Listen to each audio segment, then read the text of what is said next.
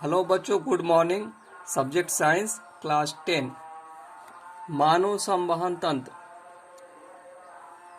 चूंकि हम जानते हैं कि मानव में पदार्थों के परिवहन के लिए एक पूर्ण विकसित परिसंचरण तंत्र होता है।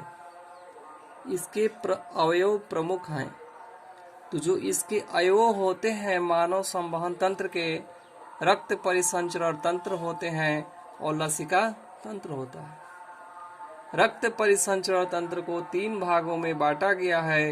रक्त वाहिकाएं और हृदय। जो रक्त होते हैं उनमें ठोस अवयव आरबीसी, डब्ल्यूबीसी और रक्त प्लेटलेट्स होता है। और इसका अगला जो भाग होता है रक्त का, वो द्रवीय अवयव के रूप में प्लाज्मा होता है। अब इसके बाद रक्त का परिसंचरण तंत्र। तो रक्त और रक्त नलिकाएं और हृदय। रक्त का जो परिसंचरण तंत्र होता है उसमें रक्त नलिकाएं और हृदय होता है। आपको श्वसन वाले चैप्टर में हमने बताया था, कोशिकाओं में रक्त वाहिकाएं पाई जाती हैं जिनके माध्यम से ऑक्सीजन प्राप्त होता है और पूरे शरीर में ऑक्सीजन पहुंचता है। तो किस प्रकार से पहुंचता है, आज आप लोग को मनुष्य के हृदय की संरचना के विषय में जानकारी देंगे कि मनुष्य के हृदय की संरचना तथा रक्त का प्रवाह मनुष्य के शरीर में किस प्रकार से होता है। ये फिगर के माध्यम से आप लोगों को समझाया जाएगा। चूंकि हम जानते हैं कि रुधिर एक तरल माध्यम है जो सारे शरीर में प्रवाहित होकर पदार्थों का परिवहन करता है।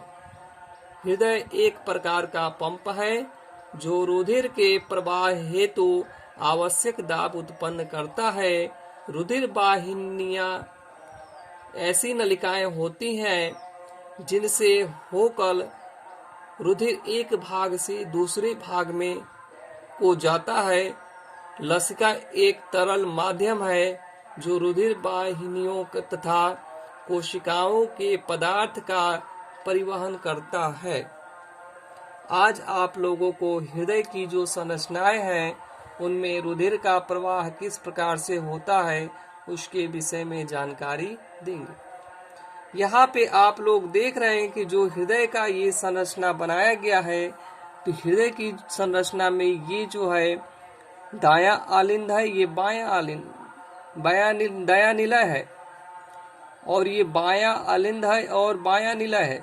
हृदय की संरचना में 4 हृदय के प्रकोष्ठ होते हैं, दायां आलिंद, दायां निलय, बायां आलिंद, बायां निलय।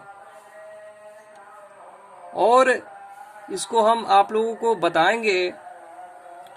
देखिए यहाँ पे मनुष्य का हृदय हाथ के मुट्ठी के आकार का शंक्वाकार, किस प्रकार का शंक्वाकार पेशीय अंग है जो फेफड़ों के बीच कुछ बाईं ओर स्थित होता है।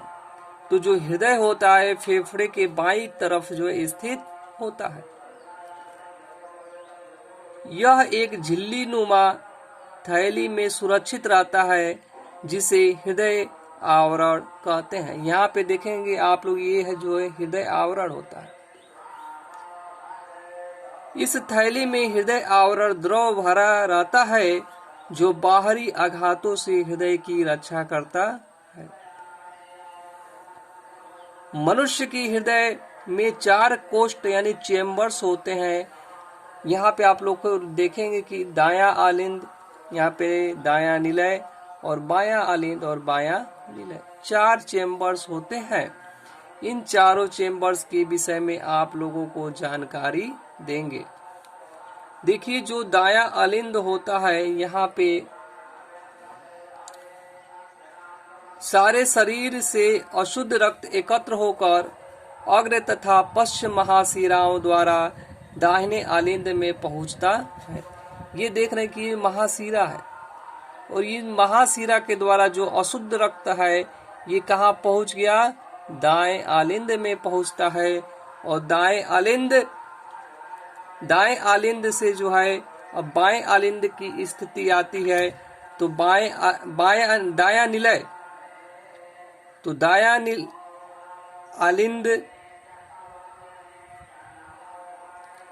दायां आलिंद के संकुचन से यह रुधिर त्रिदलीय कपाट से होता हुआ बाएं निलय में पहुंचता है।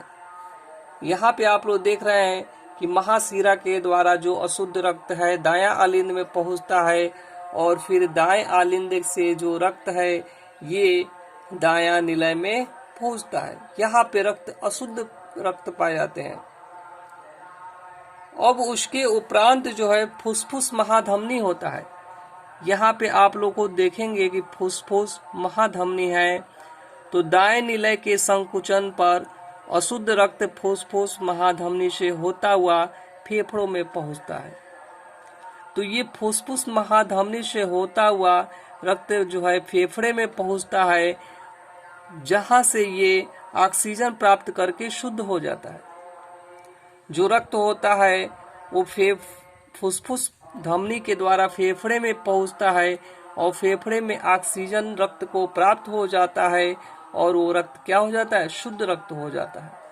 हम आप लोगों को श्वसन में बताए थे, जो कूपिकाएं होती हैं उनमें रुधिर वाहिकाएं पाई जाती हैं, और उन रुधिर वाहिकाओं के द्वारा रक्त को ऑक्सीजन की प्राप्ति होती है।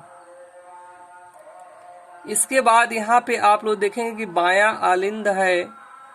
तो जो बाएं आलिंद यानी कि शुद्ध रक्त है, फेफड़े में जो शुद्ध रक्त होता है ऑक्सीजन मिल जाते हैं।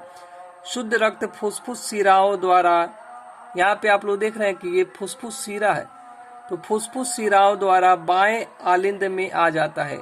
जो हृदय में ऑक्सीजन रक्त को प्राप्त हो जाता है वो फुसफुस शिरा के द्वारा बाएं आलिंद में आता है। और इसके बाद बाएं निलय, तो बाएं आलिंद में संकुचन पर, ये जो बायां आलिंद है संकुचन पर फेफड़े में आया हुआ शुद्ध रक्त बाएं निलय से द्वितीय कपाट द्वारा आ जाता है। कहाँ पे? बाएं निलय में। तो जो रक्त शुद्ध रक्त है बाएं आलिंद से बाएं निलय में आता है, और बाएं निलय के पश्चात यहाँ पे आप लोग देख रहे हैं ये महाधमनी है। तो बाएं निलय के संकुचन से शुद्ध रुधिर महाधमनी में चला जाता है, जहां से ये शरीर के विभिन्न अंगों को जाता है।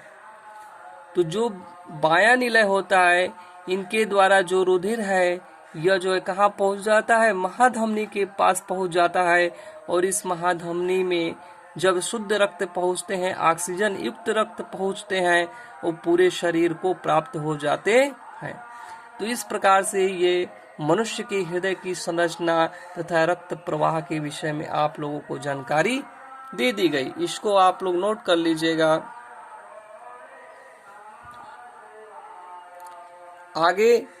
आगे की चीजें बताई जाएंगी। तब तक के लिए धन्यवाद।